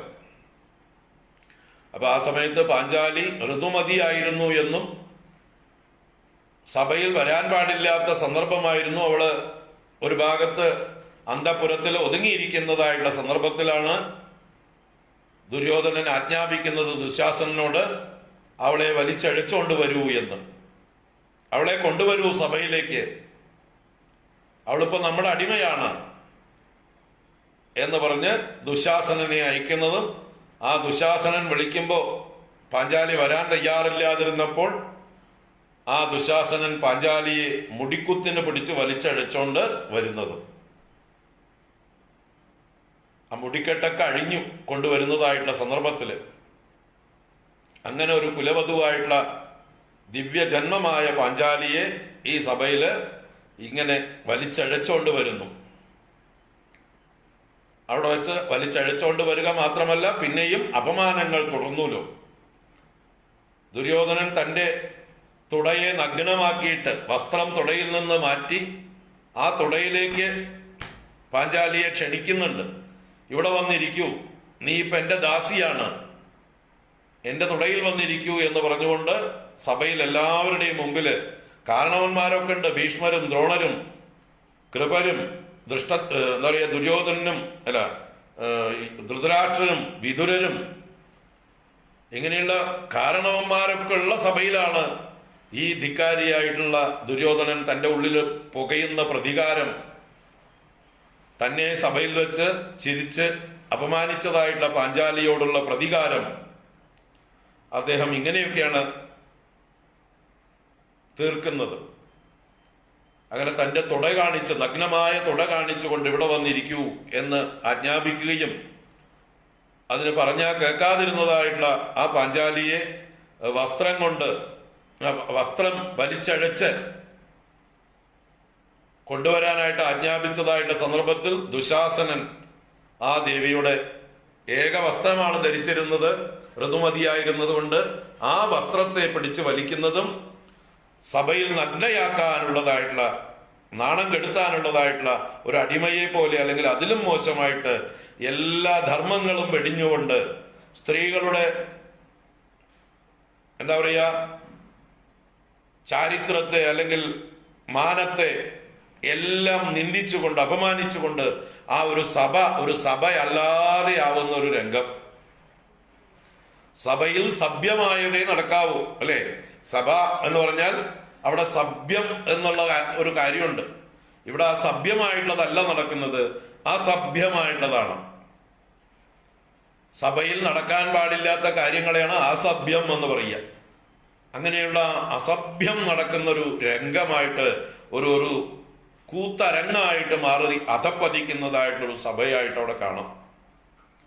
അപ്പൊ നിസ്സഹായയായിട്ടുള്ള പാഞ്ചാലി ഇത്രയും പുരുഷന്മാരുടെ നടുവില് ഏകയായി വിലപിക്കുന്ന വിലാപം അത് കണ്ടിട്ടുള്ളവർക്ക് ആർക്കും മറക്കില്ല. പിന്നെ നമ്മൾ സീരിയലുകളിലും സിനിമയിലും പല രംഗത്തും നാടകങ്ങളിലുമൊക്കെ അവതരിപ്പിക്കുന്നത് കണ്ടാൽ തന്നെ നമുക്കൊക്കെ കരള് ഉണ്ടെങ്കിൽ അലിയും, പൊട്ടും, ഹൃദയം തകർന്നു പോകും. അതുപോലെയുള്ളതായിട്ടുള്ള രംഗങ്ങളാണ് അവിടെ നടന്നത്. മഹാഭാരതം ഒറിജിനൽ വായിച്ചാൽ നമുക്കറിയാം എത്ര നീചമായിട്ടുള്ള ഒരു രംഗമാണത് എന്ന്. എവിടെയും നടക്കാൻ പാടില്ലാത്തതാണ്, ലോകത്തെവിടെയും നടക്കാൻ പാടില്ലാത്തതാണ്. അത്രയും നീചമായിട്ടുള്ള പ്രവൃത്തികളാണ് അവിടെ നടന്നത്. അവിടെ കർണനും എല്ലാം ഈ പരിഹാസത്തിൽ പങ്കെടുക്കുന്നു. ഓരോരുത്തരും തങ്ങളാലാവുന്ന ഈ മുറിവിൽ മുളക് പുരട്ടുന്നത് പോലെയുള്ള പ്രവൃത്തികൾ ദുര്യോധന പക്ഷത്ത് ദുര്യോധനനെ പ്രീണിപ്പിച്ചുകൊണ്ട് ചെയ്യുന്നുണ്ട്. ആ ദുര്യോധനനെ പ്രോത്സാഹിപ്പിക്കുകയാണ് കർണനും ശകുനിയും, ആ പക്ഷത്തുള്ള ശിശുപാലാദികളും അങ്ങനെയുള്ള ആളുകളൊക്കെ ഉണ്ടെങ്കിൽ അവരൊക്കെ. അപ്പോ ഈ സന്ദർഭത്തിൽ ഈ കാരണവന്മാരൊക്കെ വെറും എന്താ പറയുക ബൊമ്മകളെ പോലെ നിസ്സഹായരായി ഇരിക്കുകയാണ്. അവരെയൊക്കെ വിളിച്ച് കരയുന്നുണ്ട് ഈ അബലയായ എന്താ പറയുക അശരണയായ സ്ത്രീ. ഇത്രയും വലിയൊരു ഭരതൻ ഭരിച്ചതായിട്ടുള്ള ഈ സാമ്രാജ്യത്തിലെ ഈ കുരുവംശത്തിൽ എത്രയെത്ര രാജർഷിമാർ ഭരിച്ചതായിട്ടുള്ള സിംഹാസനമാണിത്. ഈ സാമ്രാജ്യത്തിലെ ഈ ഒരു സഭയിൽ വെച്ച് ഇങ്ങനൊരു നീചകൃത്യം നടക്കുമ്പോൾ ഇത് തടയാൻ ഇവിടെ ആരുമില്ലേ, ഇവിടെ ക്ഷത്രിയരായിട്ട് ആരുമില്ലേ, ശക്തരായിട്ട് ആരുമില്ലേ, ധർമ്മമറിയുന്നവരാരുമില്ലേ എന്ന് വിളിച്ച് പറഞ്ഞുകൊണ്ട് ഓരോരുത്തരെയും പേര് വിളിച്ച് കരയുന്നുണ്ട്. ധൃതരാഷ്ട്രരോട് പറയുന്നു, ഭീഷ്മരോട് പറയുന്നു, ദ്രോണരോട് പറയുന്നു. ഇവരെയൊക്കെ വിളിച്ച് പറയുമ്പോഴും ഇവരൊക്കെ ചെവി അടഞ്ഞവരെ പോലെ ഇരിക്കുകയാണ്. തന്റെ ഭർത്താക്കന്മാരെ വിളിച്ച് അപേക്ഷിക്കുന്നുണ്ട്, ഇത് ന്യായമാണോ, ഇത് ധർമ്മമാണോ, എന്നെ പണയം വെക്കാൻ നിങ്ങൾക്ക് അർഹതയുണ്ടോ മുതലായ കാര്യങ്ങളൊക്കെ ചോദിക്കേണ്ട ദേവി. പാഞ്ചാലിയുടെ അതിരൂക്ഷമായിട്ടുള്ള വിമർശനങ്ങൾക്ക് യുധിഷ്ഠിരൻ നിന്ന് ഒരുങ്ങുന്നുണ്ട്. അതൊക്കെ കേട്ടിട്ട് ഭീമൻ തിളച്ചു മറിയുന്നുണ്ട്. അർജുനനും നകുല സഹദേവന്മാർക്കും സഹിക്കാനാവുന്നില്ല. അവരൊക്കെ ആയുധങ്ങളുമായിട്ട് എഴുന്നേൽക്കുന്നുണ്ട്.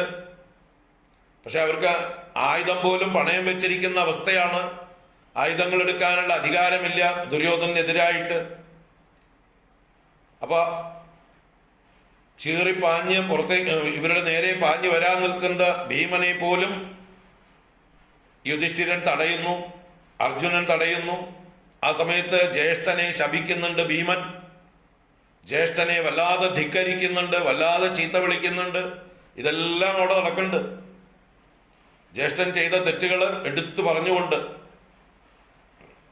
ഭീമൻ സത്യസന്ധനാണ്, നിഷ്കളങ്കനാണ്. അദ്ദേഹം ഉള്ളത് മറച്ചു വെക്കാതെ തുറന്നു പറയുന്ന സന്ദർഭമുണ്ട്. അപ്പൊ ഈ സന്ദർഭത്തിലാണ് ഈ ഭീമന്റെ ശപഥങ്ങൾ വരുന്നത്. ഈ പാഞ്ചാലിയെ വസ്ത്രാക്ഷേപം ചെയ്യുകയും ഉപദ്രവിക്കുകയും ചെയ്തതായിട്ടുള്ള ആ ദുശാസനന്റെ മാറ് പിളർന്ന് ആ ചോര കുടിക്കും ഞാൻ, ആ ചോര കൊണ്ട് ഞാൻ ഇവളോട് തലമുടി കെട്ടുള്ളൂ. നഗ്നമായ തുടകൾ കാണിച്ച് ദ്രൗപദിയെ ഇരിക്കാൻ പറഞ്ഞതായിട്ടുള്ള ദുര്യോധനന്റെ തുട ഞാൻ അടിച്ച് പിളർക്കും. എന്റെ ഗദാപ്രഹരമേറ്റ് ആ തുട ഞാൻ ചതച്ചരയ്ക്കും മുതലായിട്ടുള്ള രീതിയിൽ ഭീമനും അതുപോലെ ദ്രൗപദിയും ഇവരെ ശപിക്കുന്നുണ്ട്. ദ്രൗപദിയും പറയുന്നുണ്ട്, ഞാൻ എൻ്റെ ഈ അഴിഞ്ഞ തലമുടി കെട്ടണമെങ്കിൽ ഈ ദുശാസനന്റെ രക്തം പുരണ്ട കൈകളെ കൊണ്ട് ഞാനിനി ഈ തലമുടി കെട്ടുള്ളൂ എന്നൊക്കെ പറഞ്ഞ് പ്രഖ്യാപിക്കുന്നു. അങ്ങനെ ആ ദേവിയെ സഭയിൽ അപമാനിക്കുന്നതായിട്ട് സമയത്ത് ഓരോരുത്തരോടും വിളിച്ചു ചോദിക്കുമ്പോൾ ഈ ഭീഷ്മരടക്കം അതിൽ നിന്ന് കൈയൊഴിഞ്ഞ് മാറി നിൽക്കുകയാണ് ചെയ്യുന്നത്.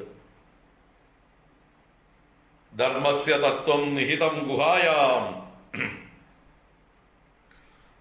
ധർമ്മത്തിന്റെ തത്വം രഹസ്യമാണ്, അത് വ്യാഖ്യാനിക്കാനാവില്ല എന്നൊക്കെ പറഞ്ഞ് ഒരു കൺഫ്യൂസ്ഡ് ആയിട്ടുള്ള ഒരു അവസ്ഥയിലാണ് ഭീഷ്മരും അവിടെ ഇരിക്കുന്നത്. വാസ്തവത്തിൽ അവിടെ ഭീഷ്മരൊന്ന് എഴുന്നേറ്റ് ഒന്ന് ഗർജിച്ചിരുന്നെങ്കിൽ ഇതൊന്നും നടക്കില്ലായിരുന്നു. ദുര്യോധനെയും ദുശാസനെയും നോക്കി ഒരു ഉച്ചത്തിലൊരു വാക്ക് ഗർജിച്ചിരുന്നെങ്കിൽ, നിർത്തിനട എന്ന് പറഞ്ഞ് ഒന്ന് അലറിയിരുന്നെങ്കിൽ, ഇത് അധർമ്മമാണ് എന്ന് അദ്ദേഹം വിളിച്ചു പറഞ്ഞിരുന്നെങ്കിൽ അപ്പ തീരുമായിരുന്നു ഇതെല്ലാം. പക്ഷെ എല്ലാ ധർമ്മവും അറിയുന്ന അദ്ദേഹം അവിടെ നിസ്സഹായനായി ആ ദുര്യോധനന്റെ ചെയ്തികൾക്ക് മൂകസാക്ഷിയായി നിൽക്കുന്ന ഒരു അവസ്ഥയാണ് നമ്മൾ കാണുന്നത്. അപ്പൊ അങ്ങനെ തന്നെ രക്ഷിക്കാൻ ആരുമില്ലാതായ ഈ അവസ്ഥയിലാണ് ആ ദേവി ഭഗവാനെ ശരണം പ്രാപിക്കുന്നത്, ശ്രീകൃഷ്ണ ഭഗവാനെ വിളിക്കുന്നത്.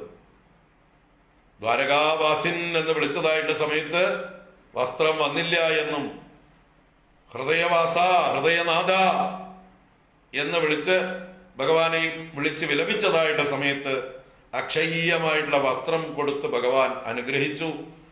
ദുശാസനൻ ദേവിയുടെ വസ്ത്രം അഴിക്കും തോറും അത് കൂടി വന്നു.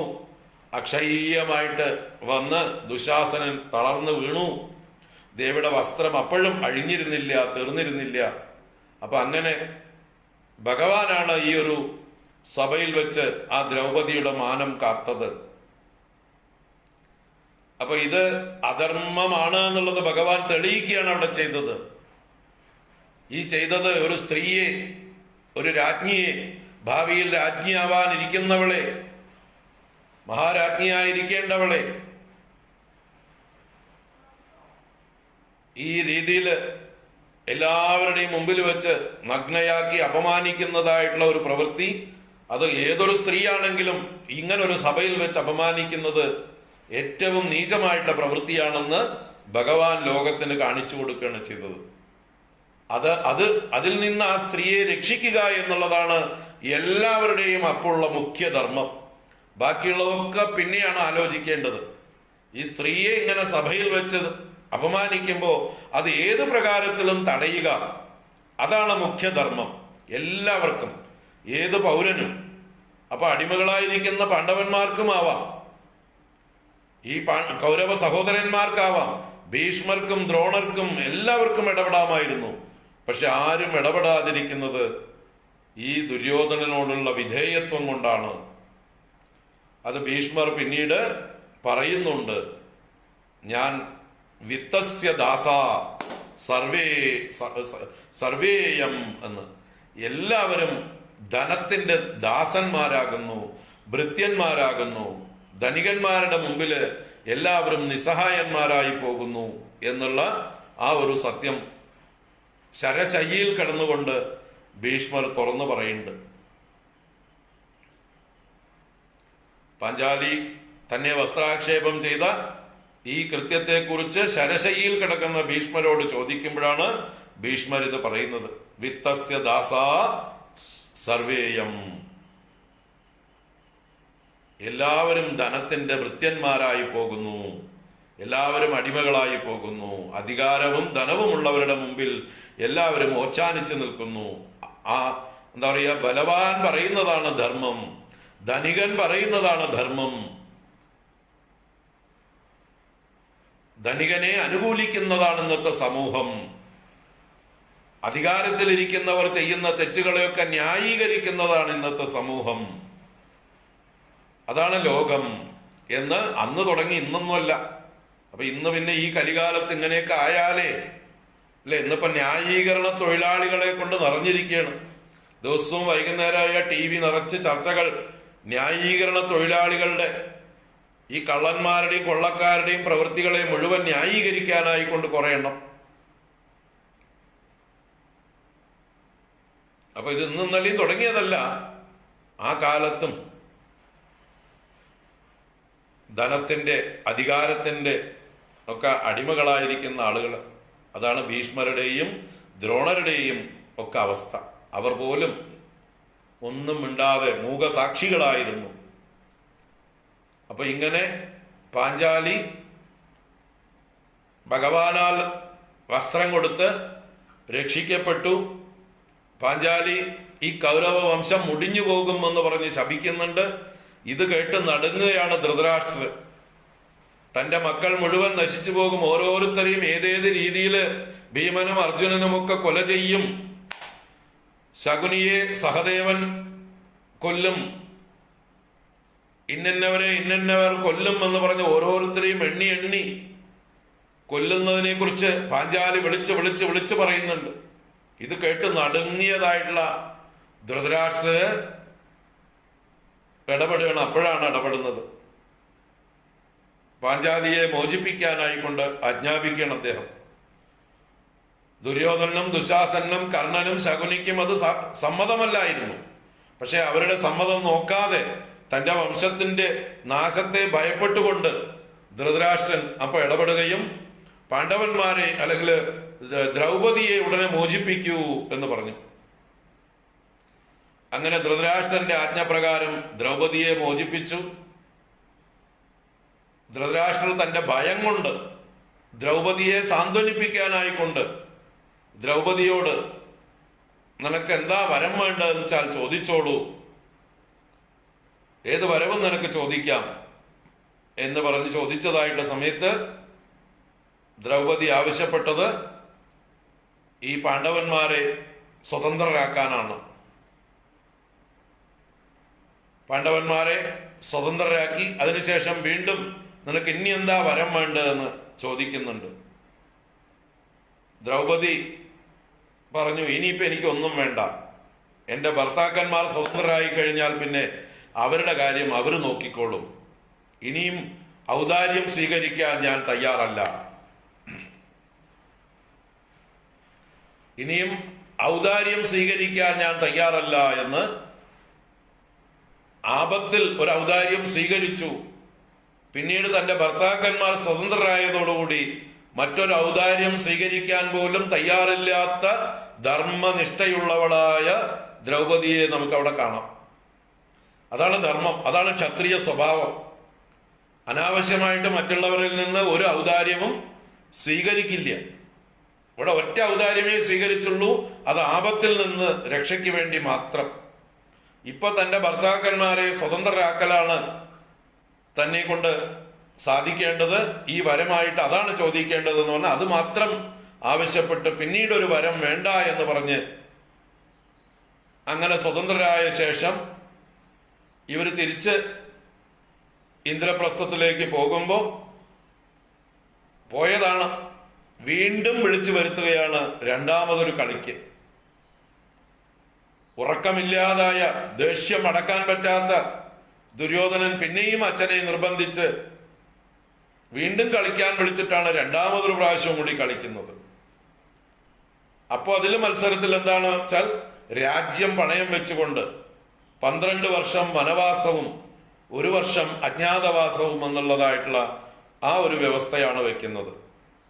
അങ്ങനെ ആ കളിയിലും ശകുനി തന്നെ ദുര്യോധനന് വേണ്ടി കളിച്ച് ജയിച്ച് 12 വർഷം വനവാസവും 1 വർഷം അജ്ഞാതവാസവും കഴിഞ്ഞു വന്നാൽ അവരുടെ പാതി രാജ്യം, അർഹതപ്പെട്ട രാജ്യം അവർക്ക് തിരിച്ചു കൊടുക്കും എന്നുള്ള ഒരു വ്യവസ്ഥയിൽ ആ കളിയിലും പരാജയപ്പെട്ടതായിട്ടുള്ള പാണ്ഡവന്മാർ പിന്നീട് എല്ലാവരുടെയും അനുമതി മേടിച്ച് എല്ലാവരോടും യാത്ര പറഞ്ഞുകൊണ്ട് വനത്തിലേക്ക് പോകുന്ന ആ രംഗത്തോട് കൂടിയിട്ടാണ് ഈ സഭാപർവം എന്നുള്ളതായിട്ടുള്ള പർവം അവസാനിക്കുന്നത്. പിന്നീട് വനപർവം എന്നുള്ളതായിട്ടുള്ള പർവം ആരംഭിക്കുന്നു. വനപർവം, വിരാടപർവം, ഉദ്യോഗപർവം, ഈ 3 പർവങ്ങളും കഴിഞ്ഞിട്ടാണ് പിന്നെ ഭീഷ്മപർവത്തിലെ ഗീത. അപ്പൊ നമുക്ക് നാളെ വനപർവവും വിരാടപർവവും ഒക്കെ കാണാം. ഇന്നിവിടെ നിൽക്കട്ടെ. അപ്പൊ ഒരിക്കലും ഒരു രാജധാനിയിൽ, സഭയിൽ സംഭവിക്കാൻ പാടില്ലാത്ത അധർമ്മങ്ങളാണ് ഈ കുരുസഭയിൽ നടന്നത്. എത്ര അധപ്പതിച്ചിരിക്കുന്നു അന്നത്തെ ആളുകൾ എന്ന് കാണിച്ചു തരികയാണ്. അപ്പൊ അതിനൊക്കെ മൂകസാക്ഷികളായി നിന്ന ഈ വൃദ്ധന്മാരും ഉത്തരവാദികളാണ്. ഭീഷ്മരും ദ്രോണരുമൊക്കെ ഈ ധർമ്മച്യുതിയിൽ വലിയ പങ്ക് വഹിക്കുന്നവരാണ്. അവരാരെങ്കിലും ശക്തമായിട്ട് അതിൽ ഇടപെട്ടിരുന്നെങ്കിൽ, അഭിപ്രായം പറഞ്ഞിരുന്നെങ്കിൽ ആ സഭ മര്യാദയ്ക്കുള്ള സഭയായി മാറിയേനെ. അപ്പൊ ഇങ്ങനെയുള്ള ഒരു കാലഘട്ടത്തിലാണ് ഈ യുദ്ധം അനിവാര്യമായി വരുന്നത്. അല്ലാതെ വെറുതെ തമാശയ്ക്കുള്ള ഒരു യുദ്ധമായിരുന്നില്ല, അധികാരം പിടിച്ചെടുക്കാനുള്ള യുദ്ധവുമായിരുന്നില്ല, ജ്യേഷ്ഠാനുജന്മാർ തമ്മിലുള്ള സ്വത്തിനുള്ള വടംവലി ആയിരുന്നില്ല. വലിയ ധർമ്മയുദ്ധം തന്നെയാണത്. അത് നമുക്ക് ഇനിയും തുടരാം, നാളെ തുടരാം. വനപർവം. ഓം കായേന വാചാ മനസേന്ദ്രിയൈർവാ ബുദ്ധ്യാത്മനാ വാ പ്രകൃതേ സ്വഭാവാത് കരോമി യദ്യത് സകലം പരസ്മൈ നാരായണായേതി സമർപ്പയാമി. ഓം ശാന്തി ശാന്തി ശാന്തി. ഹരി ഓം. ശ്രീ ഗുരുഭ്യോ നമഃ. ഹരി ഓം. നാരായണ.